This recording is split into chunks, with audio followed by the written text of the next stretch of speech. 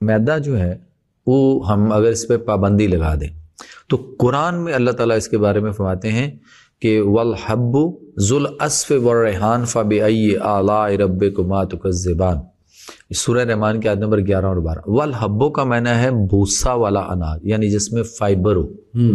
اب جس خوراک میں فائبر نہ ہو وہ نہیں لینی چاہیے، یہ قرآن کہہ رہے، اور وہ اللہ فرما رہا ہے، اس کا حکم ہے جس نے ہم سب کو پیدا کیا اور جو اس دنیا میں اس خطے میں ہمیں رکھ رہا ہے، اس کا فرمان ہے کہ اس طرح کی کوئی چیز نہیں کھانی جس میں فائبر نہ ہو۔ اب اس میں میدا۔ السلام علیکم ورحمۃ اللہ وبرکاتہ۔ امید ہے آپ تمام حضرات خیر عافیت سے ہوں گے۔ اللہ تعالیٰ آپ سب کو اپنے حفظ و امان میں رکھے۔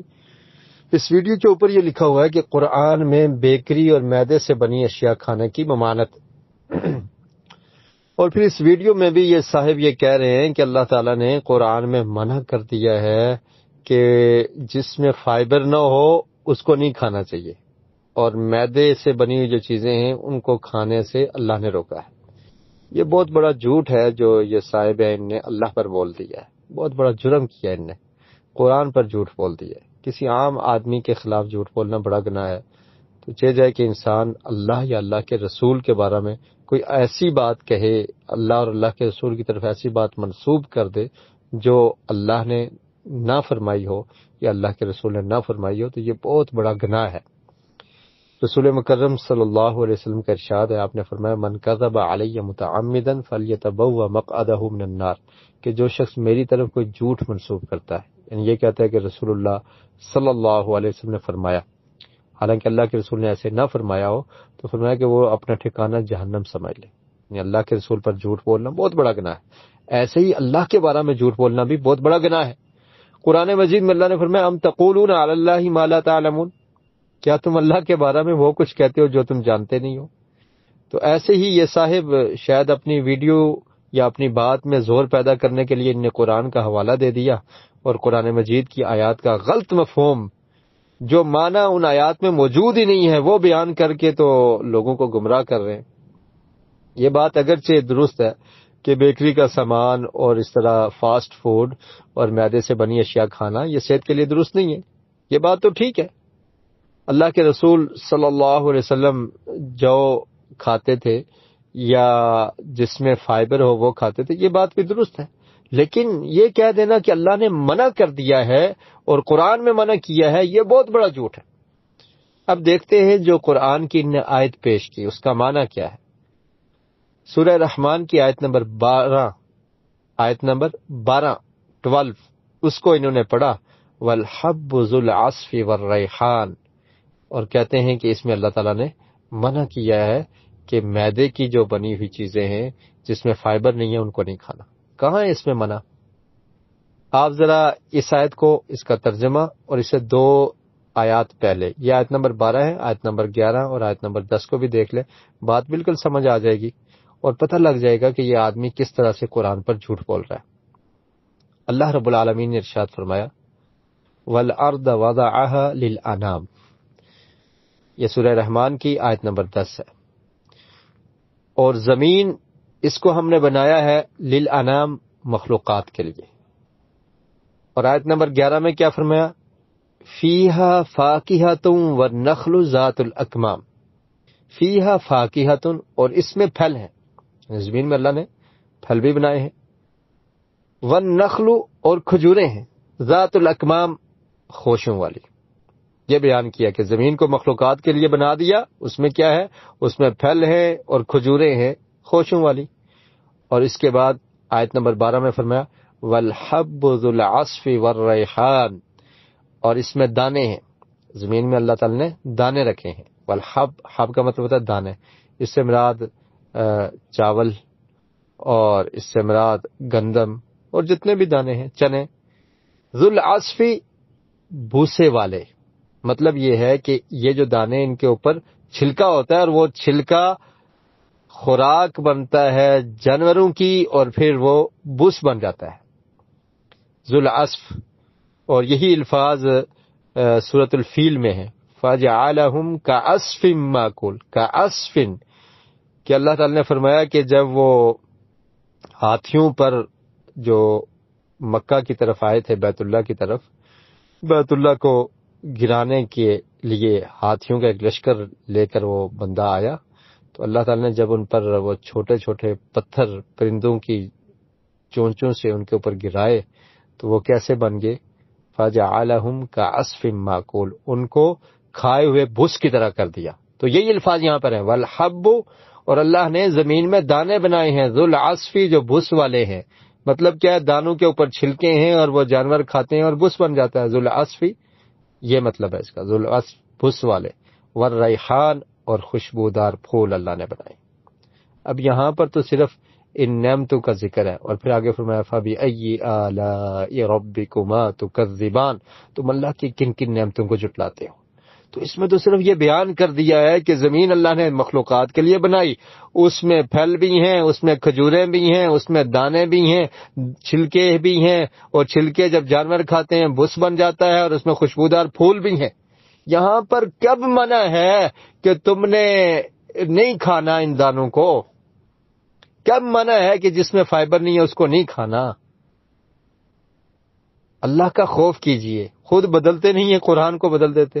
اور یہ صاحب یہ آیت پیش کر کے کہہ رہے ہیں وَالْحَبُّ ذُو الْعَصْفِ وَالرَّيْحَانِ، کہ اللہ تعالیٰ نے منع کر دیا ہے کہ جس میں فائبر نہیں ہے اس کو کھانا ہی نہیں ہے۔ منع کا ایک لفظ یہاں پر موجود نہیں ہے، یعنی جو قرآن میں موجود نہیں آپ خود ایڈ کر رہے ہیں۔ اور پھر آگے چلیے، پھر سورہ بقرہ کی آیت نمبر 295 یہ صاحب پڑھتے ہوئے کہتے ہیں کہ اللہ تعالیٰ نے قرآن مجید میں فرمایا ہے کہ اپنے کھانے کو دیکھو، وہ بوسیدہ نہ ہو، پرانا نہ ہو، فریش ہونا چاہیے۔ اس آیت کو بھی پڑھیں، اس میں سے صرف نے ایک ٹکڑا پڑھا، نہ آگے والے حصے کو پڑھا نہ ہی پیچھے والے حصے کو پڑھا۔ وہ اصل میں ایک واقعے کا ذکر ہے۔ وہ آیت کیسے ہے؟ او کالذی مر علی قریۃ وہی خاویۃ علی عروشها قال انا یحیی هذه الله بعد موتها فاماته الله 100 عام ثم بعثه قال كم لبثت قال لبثت يوما او بعد يوم قال بل لبثت 100 عام فانظر الى طعامك وشرابك لم يتسنى۔ ان صاحب نے صرف یہ الفاظ پڑھے، فانظر الى طعامك وشرابك لم يتسنى۔ یہ شروع سے یہاں تک میں نے آپ کو پڑھی، اس میں اللہ تعالیٰ فرماتے ہیں کہ اس شخص کا واقعہ بیان کیا کہ دیکھو ایک شخص تھا، مر علی قریۃ، ایک بستی کے پاس سے گزرا، اور وہ بستی اس پر اللہ کا عذاب آیا تھا، اور وہ بستی ہلاک ہو چکی تھی، چھتیں گری ہوئی تھی اور لوگ نیچے ہلاک تھے۔ اب اس نے جب یہ منظر دیکھا تو اس نے کہا انا یحیی هذه اللہ بعد موتها، یہ تو فوت ہو چکے ہیں، ان کو اللہ تعالیٰ کیسے زندہ کرے گا؟ ان کے مرنے کے بعد اب ان کو زندہ کیسے کرے گا؟ فَأَمَاتَهُ اللَّهُ 100 عام، تو اللہ تعالیٰ نے اس کو موت دے دی، وہاں پر ہی وہ مر گیا 100 سال تک۔ فَأَمَاتَهُ اللَّهُ 100 عام، 100 سال مرا رہا۔ ثُمَّ بَعَثَهُ، پھر اللہ نے اس کو اٹھایا کہ اٹھ، اور پوچھا کم لبثت، کتنے دیر تو سویا رہا، کتنی دیر تو مرا رہا؟ اس نے کیا کہا؟ قال لبثت یوما او بعد یوم، 100 سال وہاں پر وہ مرا ہوا، اور اس کے بعد جب اٹھا تو پوچھا کہ کتنی دیر، تو کہنے لگا لبثت یوما او بعد یوم، میں تو ایک دن یا اس سے بھی کم دن کا کچھ حصہ یہاں پر ٹھہرا ہوں۔ اللہ تعالی نے فرمایا بل لبثت 100 عام، تو 100 سال، 100 عام، 100 سال تو یہاں پر ٹھہرا ہے اس حالت میں، تجھے ہوش ہی نہیں ہے۔ اور پھر اس کو فرمایا کہ یہ اللہ کی قدرت ہے کہ اللہ تعالیٰ زندہ کرنے میں قادر ہے، جیسے تمہیں موت دی اور تمہیں زندہ کر دیا۔